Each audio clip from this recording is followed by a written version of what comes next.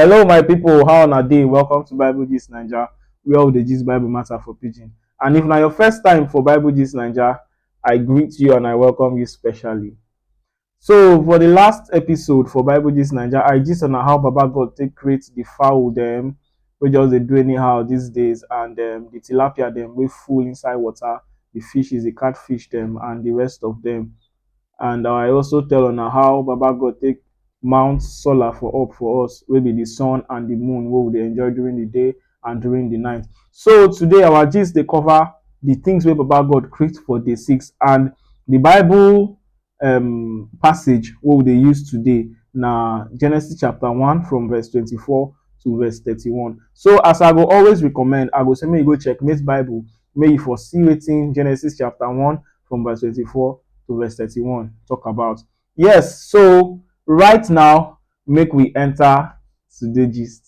So as the next day breaks, so now so about God begin the reason again, just the reason, they calculate. So wetin go fit still do again, make everywhere for still marama pass the way e dey. Now im come reason and come say okay, make him add more things for the land. Now so im just dey come say okay, make more things add for the land, all kinds of animals, the wild one, the domestic one, and the ones where they creep too, like the likes of the snake, earthworm, millipede, chihuahua them, and the rest of them. Now so him just talk am. So as him talk am, 2 seconds, e no waste time, everywhere just arrange. Now so before you go even fit blink eye, lion don dey roar, goat don dey chop leaf up and down. You go even see chicken just dey waka like say she get appointment, but nothing come out, no level at all. E never even finish o.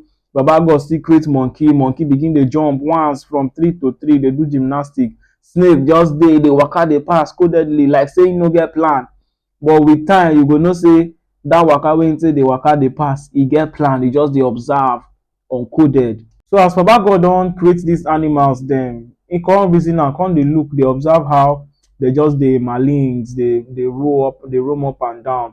Every animal get im own companion, they just dey waka like that. Now im come pause, come say, but e be like say I go create something or person wey go dey in charge of all these things wey I don create. Now im come reason am, come say okay, say e go make sense say I create man. As him talk am like that, na so him come begin dey pack more all those loamy soil dem. E no use sandy soil, na just loamy soil and clay soil e use. So na so e just carry am begin dey mold man. E mold the head, mold the nose, mold the eye, everything, mold the leg, the hand, everything. Na so he come look am, come see am say e sharp, say e make sense. He come say okay, now the next thing wey I go need to do na to bring this thing wey I don mold now to reality, make e get life inside am like these animals dey get. Na so Baba God just come go under the nose wey him mold, so come blow small breeze put inside. As him blow the breeze put inside, na so Adam just open eye. As Adam open eye, e see everything wey just dey around am. Na so everywhere burst. He say, "Choi, Papa God, na me wan take care of all these things? You too much." So 2 seconds, na so Baba God give am assignment. He say, "See all these things wey I don put for this place for you, so make you take care of them. First thing first, make you name them. Every animal here, all the fish them, all the fruits them, make you name them." So as God dey give am this order like this, him just dey lis ten, dey observe, him just dey look around. Him look this side, him see lion. Him say okay, him go call this one lion. Him look this side, him see the way one animal just dey jump up and down. And he say, e be like I go call this one monkey. As him call that one monkey, na so monkey just dey one corner say, "Hey bros, me and you resemble o. Why you no call me monkey instead of monkey? Because you na man God call you. Why you no call me monkey? Because if you look am well, we resemble somehow."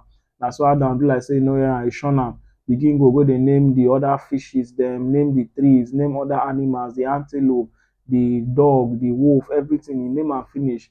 So as Adam dey carry out the assignment wey Baba God give am, Baba God just dey observe am, dey see wetin him dey do, say okay, this guy know wetin him dey do. Now him come say okay, now make I leave am, make e go. Na so he call Adam, he say, "Adam, how far?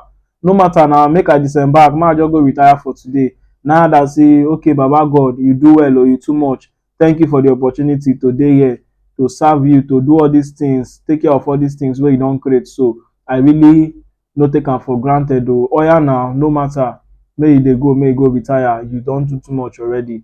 So now so about God take go, come go retire for that day. Yes. So now here we go end today gist. And I know say this story dey totori you as e dey sweet me wey I dey give you too. So abeg, no forget to like our videos, comment on the comment sections, share these videos with your family and friends, and also subscribe if you never subscribe. This na Bible Gist Naija. This na Bible wey sabi. And so to the next episode. God bless you.